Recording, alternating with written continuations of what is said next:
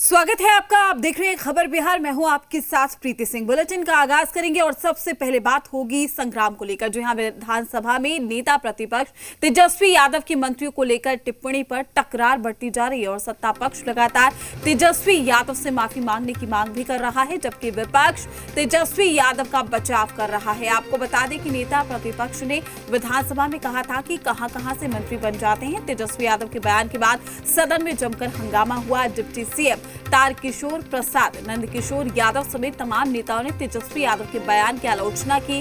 Deputy CM Tarkishore Prasad ने तो यहां तक कह दिया कि हम सदन में जलील होने नहीं बैठे। तेजस्वी यादव के बयान को लेकर बिहार की सियासत में घमासान है और सियासी संग्राम भी देखने को मिल रहा है और इसको लेकर खूब बयानबाजी हो रही है।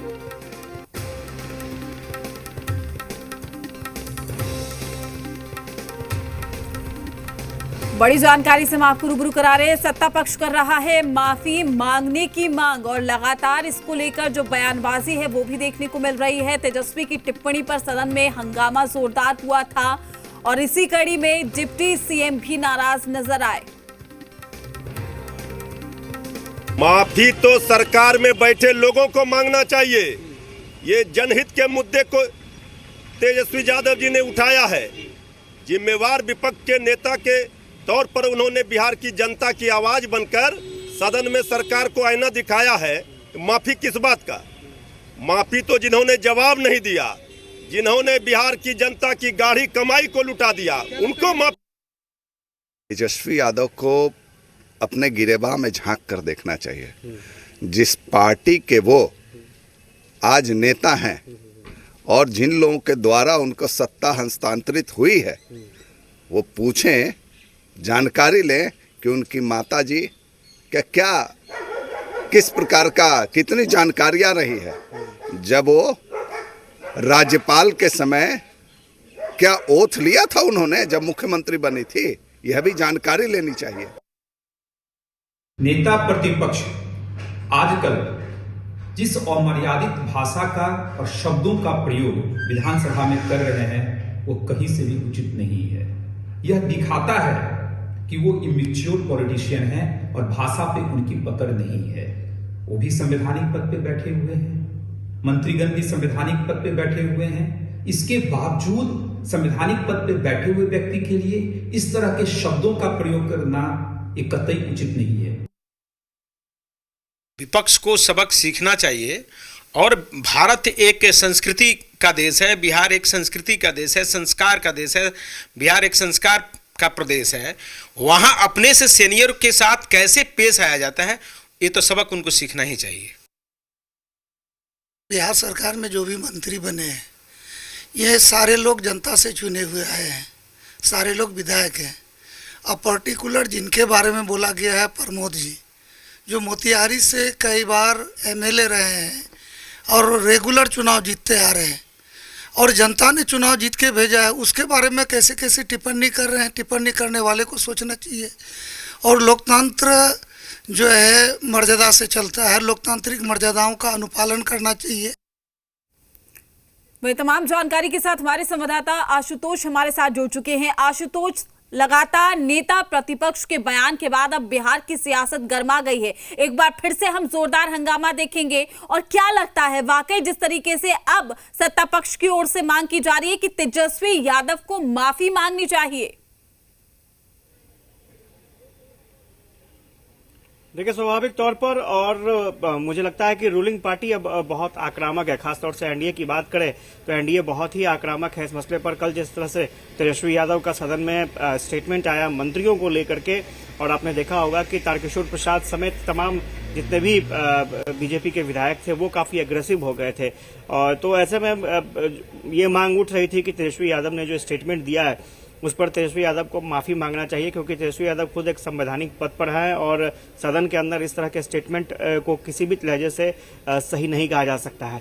और मुझे लगता है कि आज जो रणनीति है उसके मुताबिक अगर विपक्ष की तरफ से थोड़ा सा भी अगर हो हल्ला किया जाता है तो तेजस्वी यादव को माफी मांगने के लिए एनडीए के जो विधायक हैं वो काफी अग्रेसिव हो जाएंगे और ये एनडीए की तरफ से ये विधायकों की रणनीति भी है, खासतौर से बीजेपी की स्ट्रैटेजी है कि तेजस्वी यादव को हर हाल में माफी मांगना चाहिए। दूसरी बात है कि आज सदन में गृह विभाग का बजट भी पेश होना है, चूंकि सीएम नीतीश कुमार के पास गृह विभाग है, तो ऐसे में विपक्ष गृह विभाग के बजट से पहले नीतीश कुमार को कटघरे में खड़ा करना चाहेगा और गृह विभाग में जो कमियां हैं उसको उजागर करने की कोशिश करेगा और उस मसले पर भी हंगामा शोर शराबा के अनुमान लगाए जा रहे हैं। तो देखना दिलचस्प होगा कि आज खासतौर से बीजेपी के विधायकों का क्या रुख रहता है, क्योंकि बीजेपी के विधायक और बीजेपी के मंत्री, कोटे के मंत्री काफी नाराज हैं जिस तरह से विपक्ष का रवैया रहा है। बीजेपी को खासतौर से बीजेपी के नेता जो है वो बेहद नाराज है अभी। जी आशुतोष, लेकिन तेजस्वी यादव की अगर हम बात करें, लगातार जो उनके तल्ख तेवर है वो सीधे तौर पर दिखाई दे रहे हैं। इसी कड़ी में अगर उनका इस तरीके का बयान निकलकर सामने आता है जो बिहार की सियासत में घमासान मचा दे, तो वार पलटवार का सिलसिला भी जारी है। बचाव में भी तमाम लोग उतरकर सामने आ रहे हैं। नहीं, तेजस्वी यादव एक विशेष रणनीति के तहत काम कर रहे हैं। पहला उनका जो मुद्दा था, आपने देखा होगा, शराबबंदी अभियान को लेकर के उन्होंने एक मंत्री को कटघरे में खड़ा किया था और कल गन्ना उद्योग विभाग से जुड़े एक सवाल के मसले पर गन्ना उद्योग मंत्री को कटघरे में खड़ा किया था। तो ये एक स्ट्रैटेजी के तहत तेजस्वी यादव सरकार के मंत्रियों को घेर रहे हैं और स्वाभाविक तौर पर जब कोई ऐसे मुद्दे होते हैं जिसको लेकर के तेजस्वी यादव एग्रेसिव होते हैं तो वो मुद्दा सुर्खियों में रहता है, खबर में बनता है और काफी दूर तक उसका मैसेज जाता है। तो ये आरजेडी की स्ट्रैटेजी है और तेजस्वी यादव की पॉलिसी है कि सरकार को किन मुद्दों पर और किस तरह से घेरा जाए ताकि वो मुद्दा सुर्खियां बन सके और सुर्खियों में आने की वजह से आम लोगों तक पहुंचे कि तेजस्वी यादव ने ये सवाल उठाया था जिस पर सरकार बुरी तरीके से घिर गई। तो ये स्ट्रैटेजी का पार्ट है और मुझे लगता है कि आज भी कमोबेश वही स्थिति देखने को मिलेगी। हो सकता है मुद्दा भले ही बदल जाए, लेकिन आज भी जो अनुमान लगाया जा रहा है वो यही है कि तेजस्वी यादव एक बार फिर से एग्रेसिव मोड में सरकार को घेरने की कोशिश करेंगे अपने सवालों के जरिए। जी बिल्कुल आशुतोष, आपका शुक्रिया तमाम जानकारी देने के लिए। तमाम अपडेट भी हम आपसे लेते रहेंगे। वहीं वार और पलटवार का सिलसिला भी शुरू हो गया है। इसी कड़ी में क्या कुछ प्रतिक्रिया आ रही है, आप भी सुनिए।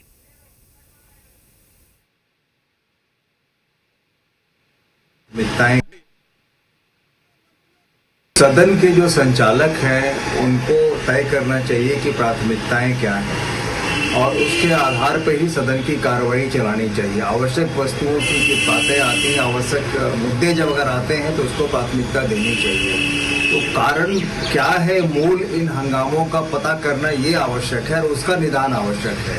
किसी के माफी मांगने या नहीं मांगने से बहुत ज़्यादा फर्क नहीं पड़ता। ऐसी परिस्थिति पैदा ही नहीं हो, ये सदन के संचालकों को तय करना चाहिए। वहीं सीएम नीतीश कुमार ने सोमवार को जेडीयू विधायकों पार्षद